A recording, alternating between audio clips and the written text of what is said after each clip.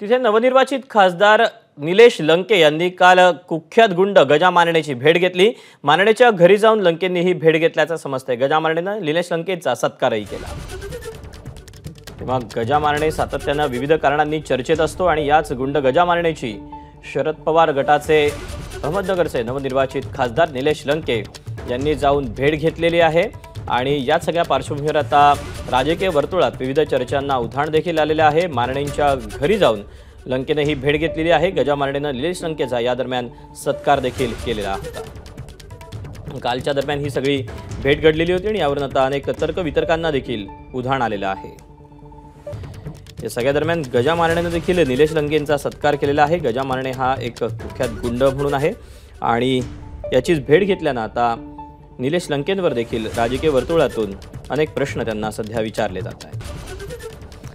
आपल्यासोबत राष्ट्रवादीचे नेते अमोल मिटकरी फोनवरून आहेत। अमोलजी, खासदार निलेश लंकेंनी कुख्यात गुंड गजा मानेची भेट घेतलेली आहे। काय नेमकं कारण असावं असं आपल्याला वाटतं आणि या भेटीकडे आपण कसं पाहता? ये ऐसा है कि हम आहा भी भरते हैं तो बदनाम हो जाते हैं और वो कत्ल भी करते हैं तो चर्चा नहीं बनती। आता तुतारी गटाचे शालीन वक्ते प्रवक्ते हे कुठं दबलेत?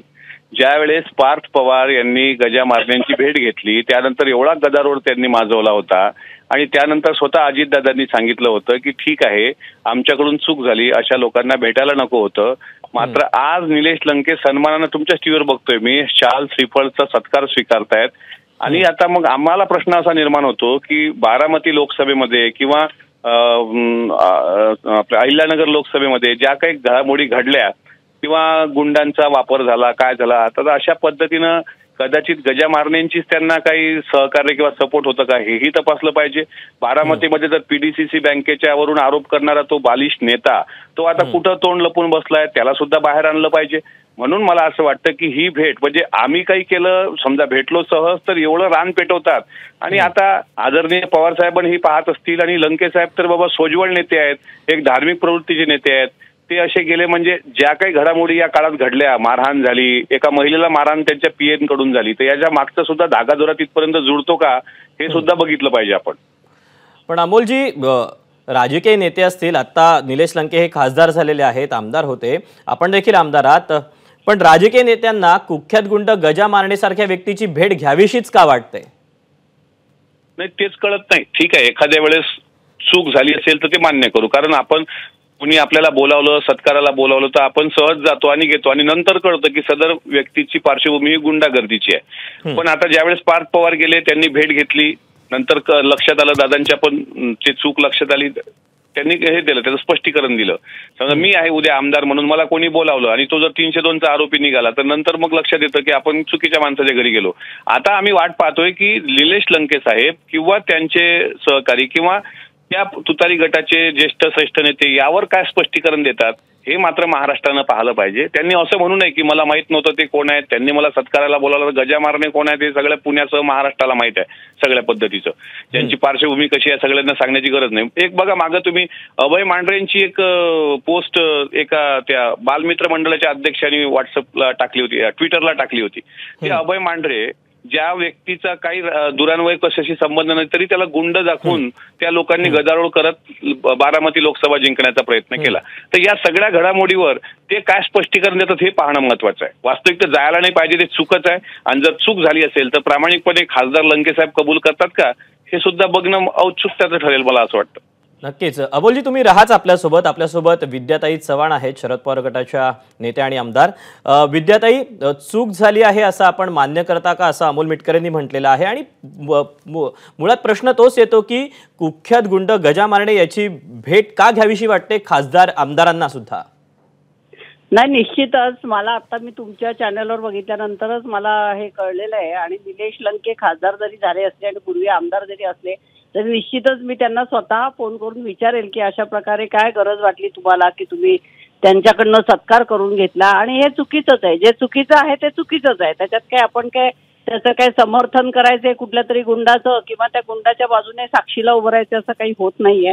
अनेक म्हणजे आर पाटलांच्या कारकिर्दीमध्ये पण असं अनेक प्रकार घडलेले आहेत की काही कुविख्यात गुंड त्यांच्या आजूबाजूला उभं राहून फोटो काढून घेतले आणि त्यांच्यावरती आरोप झाले। काही नवीन आरोप नाहीये, हे बरेच जुने आहेत. पार्थ पवारांवरती पण आम्ही आरोप केला होता की त्यांनी याच्याकडे भेट कशी दिली. आणि आमचाही खासदार असू दे, निलेश लंके असू दे किंवा कोणी असू दे, कुठलाही लोकप्रतिनिधी असू दे, अशा प्रकारे गुन्हेगारीत हात असलेल्या लोकांच्या सत्कार स्वीकारणं आणि त्यांचं समर्थन करणं, म्हणजे त्यातनं काय ते समर्थन करत नाहीये, पण सत्कार स्वीकारणं हे चूकच आहे.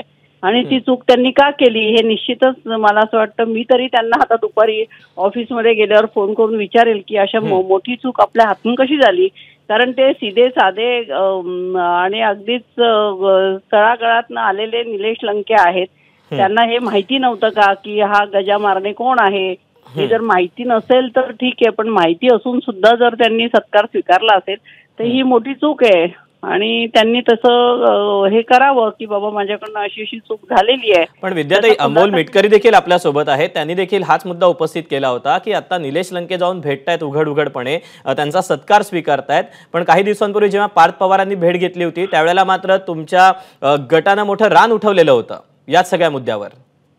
नाही, निश्चितच मला ते आठवतंय. ती बातमी पण मी बघितली होती टीव्हीवरती आणि त्याच्यावरती पार्थ पवारांवर ते आरोप करण्यात आले होते. मग आता तुम्ही गजा मारणेकडनं का सत्कार घेतला असंही मी त्यांना विचारेन. आणि हा गजा मारणे कोण आहे, त्याच्यावर गुन्हेगारीचे आरोप सिद्ध झाले का, पुढे सिद्ध व्हायचे आहेत का, कोर्टात केसेस चालू आहे, निलेश लंकेंना याची माहिती. विद्याताई, आपण याचंच उत्तर जाणून घेऊयात. अमोलजी, विद्याताईंचं सगळं म्हणणं तुम्ही ऐकलं, तुमचा मुद्दा, तुमचं उत्तर. नाही, मी विद्याताईंच्या मताशी 100% सहमत आहे आणि त्यांचं त्या भूमिकेबद्दल स्वागत पण करतो. आणि मला विश्वास आहे की दुपारी विद्याताई स्वतः त्याबाबत त्यांच्याशी फोनवर संपर्क साधून स्पष्टीकरण देतील. पण मला असं वाटतं यापेक्षा जास्त स्पष्टीकरण निलेश लंकेंनी स्वतः दिलं पाहिजे की ते कशा करता गेले. कारण जर चूक झाली असेल तर चूक प्रामाणिकपणे कबूल करून पुढे गेलं पाहिजे. ते साधे सरळ आहेत, याबद्दल कोणाच्या मनात दुमत असण्याचं काही कारण नाही. पण ज्या वेळेस समजा आमच्याकडून चूक झाली तर अजितदादांनी ती कबूल केलेली आहे प्रामाणिकपणे. मी मग आपण सांगितलं की असं नको भेटायला. तर आता प्रश्न असा आहे की आदरणीय पवार साहेब असतील किंवा त्यांच्या पक्षाचे वरिष्ठ नेते असतील, तसं आमच्या पक्षाच्या वरिष्ठ नेत्यांनी सरळ सांगितलं की पार्थ पवार चुकले होते, त्यांनी भेट घ्यायला नव्हती पाहिजे. तर आता आदरणीय पवार साहेब स्वतः त्याचं स्पष्टीकरण देतील का किंवा लंके साहेब देतील का, हे पाहणं मात्र फार कौतुकाचं ठरेल, एवढं मात्र नक्की. विद्याताई, त्यांची स्पष्टीकरणाची मागणी आहे. नाही, निश्चितच खासदार निलेश लंके यांनी याचं स्पष्टीकरण दिलं पाहिजे की हा गजा मारणे कोण आहे आणि त्याचा सत्कार त्यांनी का स्वीकारला, याचं स्पष्टीकरण द्यायला मी त्यांना नक्कीच विचारेल. आणि अशा प्रकारे एक बाईट करून मीडियाकडे पाठवावा अशी विनंती मी त्यांना करेन. मला या विषयावर 1 मिनिट बोलायचं आहे, जर एक तुमचा मिनिट घेतो. फक्त स्पष्टीकरण देताना लंकेंनी हे म्हणू नये की म्हणजे लंके साधे आहेत याबद्दल दुमत नाही, पण लंके पोचलेले राजकारणी आहेत का हे आपल्याला त्यांच्या प्रतिक्रियेवरून लक्षात येईल. त्यांनी जर अशी प्रतिक्रिया दिली की मला माहित नव्हतं, मला कार्यकर्ते तिथे घेऊन गेले, तर याचा अर्थ समजून ते फार पोहोचलेले राजकारणी आहेत. पण गजा मारणे कोणाला महाराष्ट्रात माहित नाही हे जर होत असेल तर हे पण मला असं वाटतं की असं कोणी सापडणार नाही की गजा मारण्याची पार्श्वभूमी चुकीची आहे. त्याच्यामुळे निलेश लंकेंची प्रतिक्रिया खूप महत्वाची राहणार. अमोल मिटकरीजी, मला माहिती नाही गजा मारणे कोण आहे ते. नाही, त्याच्यात काय नवीन आहे तुम्हाला माहिती नाही. अहो विद्याताई, तुम्हाला सगळं माहित आहे होताई, तुम्ही असं का करता? तुम्ही पण मुत्सद्दी राजकारणी आहे विद्याताई. विभागात गुंडगिरी करतो किंवा कुठल्या विभागातला तो हे मला माहिती नाहीये. आणि याच्यामध्ये काय प्रत्येक गुन्हेगाराची माहिती घेणं हे आपलं काम नसतं. चांगल्या माणसाची माहिती घेणं, चांगल्या माणसाचं कार्य हे आपल्याला कळत असतं. गुन्हेगारांच्या गुन्हेगारी प्रवृत्तीची माहिती घेणं हे मी तरी घ्यायच्या भानगडीत पडत नाही. कारण आपण आपली चांगली कामं करावी आणि चांगली कामं करत राहावी, चांगल्या कामाचा आदर्श ठेवावा, एवढंच माझं हे आहे. त्यामुळे आता तुम्ही बोलताना सांगितलं होतं की त्याची पार्श्वभूमी गुंड प्रवृत्तीची आहे. सत्कार का स्वीकारला याचा खुलासा मी नक्की त्यांना करायला याचा खुलासा स्वतः लंकेंनीच द्यावा. मी विद्याताईच्या मताशी 100% सहमत आहे आणि मला विश्वास आहे की विद्याताईंना गजा मारण्याचं नाव माहित नाही, एकदा आपण मान्य करूया. पण गजा मारण्याची पार्श्वभूमी ही गुंड प्रवृत्तीची आहे, त्यांनी त्यांच्या आता फोनवरून सांगितलेलं आहे. तरी ठीक आहे, कोण कोणाची भेट घेतो याला लोकशाहीमध्ये फार महत्व असतं. आणि ज्यावेळेस आपण भेट घेतो त्यावेळेस समोरचा व्यक्ती कसा आहे हे सुद्धा एका जबाबदार पदावर असलेल्या व्यक्तींनी ते पाहिलं पाहिजे. नाही, स्वाभाविक आहे की आता या सगळ्या पार्श्वभूमीवर खरं तर अमोल मिटकरी यांनी या सगळ्याबद्दल स्पष्टीकरणाची मागणी केलेली आहे. तर विद्या चव्हाण यांनी देखील ते मान्य करून निलेश लंकेंना त्या विनंती करणार आहेत. त्यामुळे आता स्वाभाविक निलेश लंके नेमकं काय स्पष्टीकरण देतात हे पाहणं महत्त्वाचं असणार आहे. अमोलजी आणि विद्याताई दोघांचेही धन्यवाद या सगळ्या सविस्तर प्रतिक्रियेबद्दल. धन्यवाद. एबीपी माझा, उघडा डोळे बघा नीट.